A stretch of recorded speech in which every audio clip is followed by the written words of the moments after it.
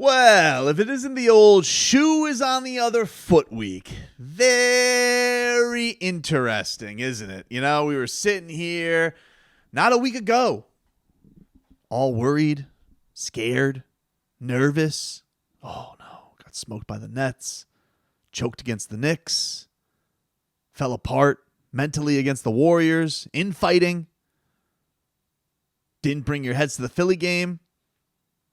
Looks like the Heat are hitting the end of their road. Except maybe it was the best thing to happen for him this entire season. Because you know what it made you do? Take a little reflect, look in the mirror, and then all of a sudden, what do we got? Lo and behold, we got ourselves some changes to the lineup, and everything is looking fine in Heatland, isn't it now? Because you swept the weekend in what was homecoming, kick your ass weekend.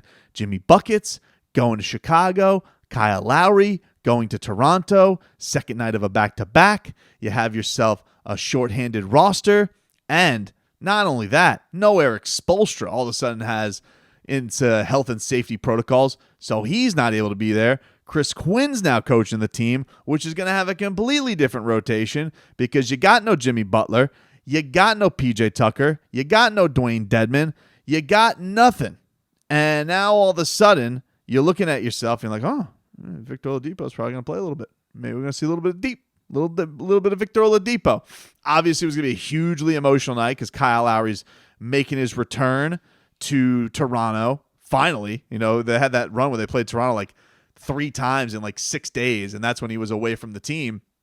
And so now he has this unbelievable tribute to him, goes and talks to the media for, 20 minutes or so. Don't think he's had a session like that at all in Miami this season. He was living life. It was good for Kyle. Like, I think he got the chance to bask in it a little bit. He had a chance to reflect on his on what he means to that organization. A lot of people saying he's the best Raptor of all time.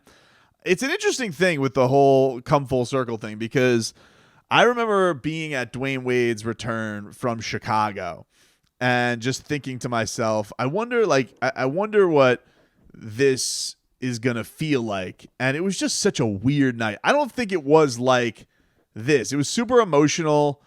And I remember Wade saying, weirdest game I've ever been a part of. And it's not that I think Dwayne means more to Miami than Kyle does to Chicago, although, but I think it was because the Dwayne thing ended on such bad terms, he really didn't have to leave. The Kyle thing's kind of strange because, Kyle and the organization, I don't know if they were looking at a reset. Admittedly, I'm not like into the whole weeds of why did the Kyle Lowry thing just finally come to an end. I think that he did definitely want to be in a spot where he could compete for a ring.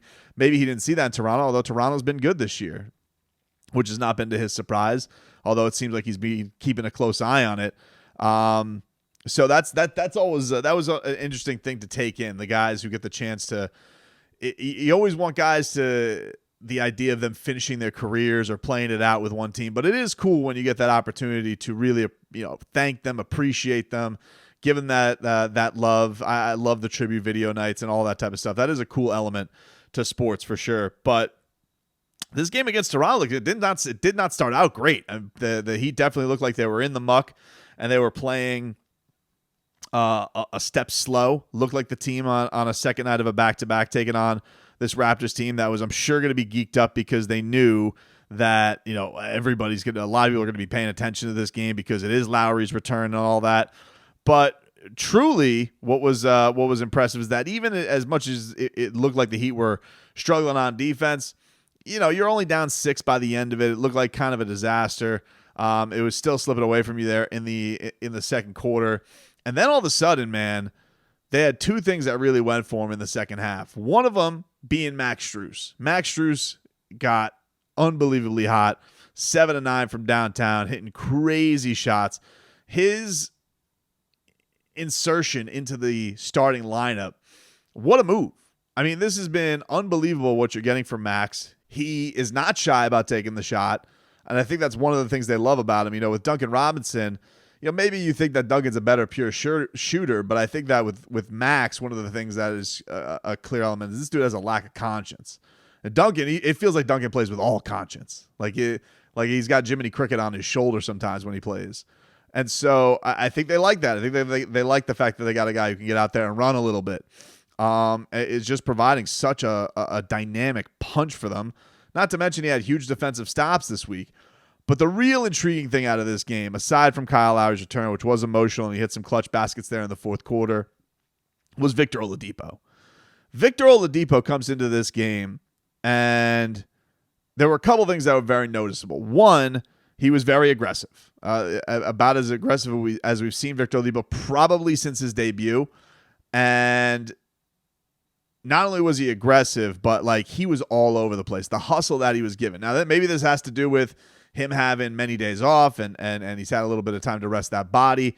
You know, we're kind of seeing this with Kyrie Irving now, where Kyrie Irving's kind of coming back to earth a little bit after not having, you know, days upon days off to play basketball games. Victor Oladipo, maybe this is part of that element. But he did also call this. Like, he did put out a video this week of Remember Me and some of his best highlights and how good he is. And I think we saw all of that. We saw a guy who had a great shot. He was explosive going to the rim. He was all over the place defensively. It was a reminder of, okay, maybe this isn't going to be such an easy decision to keep Victor Oladipo out of the lineup. Like, the whole point of this was this guy is a hell of a resume, and you needed him, especially in a night where there was no Jimmy Butler. Not, you know, Jimmy, and normally you feel that miss at the free throw line, but you did need that offensive punch. You need to find scoring from certain places, and he certainly provided that. So I don't know. I don't think this is going to mean that Victor Oladipo has emerged back into the rotation, although there are a couple of interesting things, like Gabe Vincent didn't play. And Duncan Robinson's minutes are down to 13 minutes in a game where you were already shorthanded. Duncan Robinson is not playing very much, you know, is getting a couple shots up a game, scoreless. And you start wondering to yourself, is Duncan going to find himself on the way out of the rotation? Is he going to be the next guy? Because it almost feels like, you know, if Duncan's not starting, Duncan's not closing, where's Duncan playing? And where's Duncan making an impact? You know, I think it is an interesting question. Just with this team, I think it's an interesting thing. Like, we always know that his spots are start of the first, start of the third. It's probably not going to be the end of the fourth. So where do you find minutes for him? Where is he going to – it's almost like, oh, yeah, we got to get Duncan in here for a second. And, you know, could those minutes – be given him? Maybe. I think with the thing with Vic that's always going to be valuable in the playoffs is defense. And guys are going to get into foul trouble.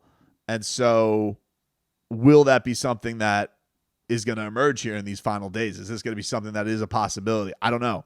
I definitely think that he has made the decision a lot harder. The one thing that's just been noticeable with Vic, and I don't think this is a physical thing, I think this is just a speed of the game thing, is it just feels like he just makes some wonky turnovers. Like he's either throwing it to somebody who's not there, or he just doesn't have the same beat. It's like, it's not the explosiveness. It's not the shot selection. It's not any of that. It's usually just the rhythm of the game type of stuff, especially when it comes to getting teammates involved or, you know, trying to be unselfish or things like that.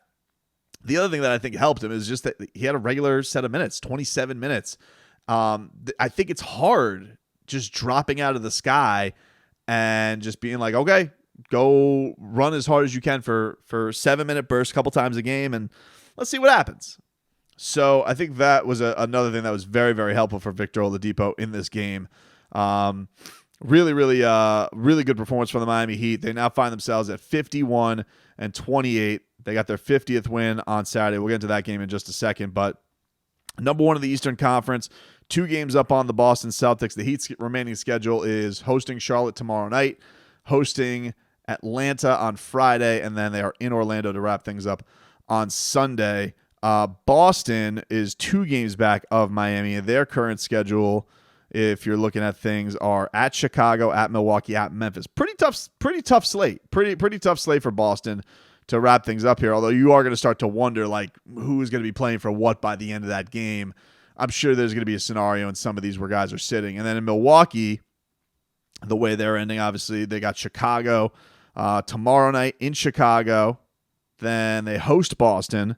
And then their last 2 games are at Detroit and at Cleveland. Be interesting to see where Cleveland's been struggling a lot lately. And, you know, Detroit, maybe they, you know, somebody gets hot there, could do something. But that is much easier than Boston, just looking at it on face value. And then I guess we'll for bleeps and giggles, give a look at the Sixers. They close things out with at at Indiana, at Toronto, tough, hosting Indiana, hosting Detroit. So I think it's probably an argument that out of the three of those, out of the three remaining teams, I would say that the easiest schedule is probably Philly, because you have two teams that aren't even in the play-in. Miami's got two teams that are in the play-in with Charlotte and Atlanta, and then they get to close out with the dog in Orlando. But it is going to be interesting to see, okay, we've been talking about this jockeying for position, all this. Who's really going to do it? Is anybody going to do it? Brooklyn's in a weird spot right now. They announced today that Ben Simmons is not going to be there for the play-in game. He's not even running yet. I wouldn't count on him for being there. They do look a little bit vulnerable. I know they drubbed the Heat, but don't forget that was a Heat. The Heat team's second out of a back-to-back. Brooklyn 3 days off. Going into that game, Goran Dragic's return, super emotional. Like, they definitely was one of those games where it's like it felt like one team was looking to make a statement. Heat have played Brooklyn pretty well this year. A lot like, I think, the Heat taking on Boston. I think the Heat really looked at that Boston game as something important to just put in their mind. Like, hey, I know everybody's riding Boston right now, and they think that they're the best thing in the Eastern Conference. We're going to go shout them. So that's definitely been I'm not so worried just because of what happened in that game. I think we also know it was a very bad week, and the Heat definitely tweaked some things after that. The Heat got their 50th win on Saturday night in Chicago, and this was a great performance in the second half by Miami. They really they stomped on the Bulls coming into that the second half of this game. Really, really great offensive performance all around. The Heat have had a torrid weekend shooting threes. They really lit it up. The thing that's been interesting about this, though, man, Jimmy Butler's jumper's on, dude. I mean, it's on. Like, John Crotty was talking about this he hit a couple more threes, and he's talking about the knee bend that he does. And, this is what we say in this, bend your knees, hit your threes, dude. That's what Jimmy Buckets is doing. Like, it looks like the jumper, which was flat, didn't look like he had a lot of confidence, didn't look like he wanted to shoot it a week's time ago.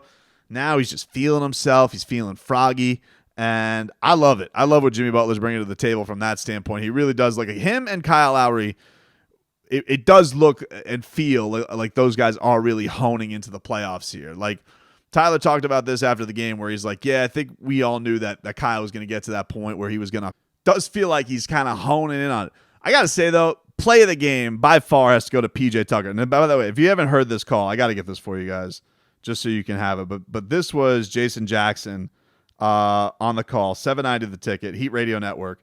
And Jason Jackson, PJ Tucker dives, tips the ball to Jimmy Butler, dives into the broadcast booth, and is landing in Jason Jackson's lap. But Eric Reed and John Crotty had said that in the midst of that, he had spilled over some coffee. And I was like, man, I got to hear what that's going to be like on Monday when I go in and hear the call. And it wasn't coffee, it was tea, but here was the call. Deflection by PJ. He catches it, keeps it. He's now in my lap. There's hot tea all over my slacks. That is hot water, baby. Yeah!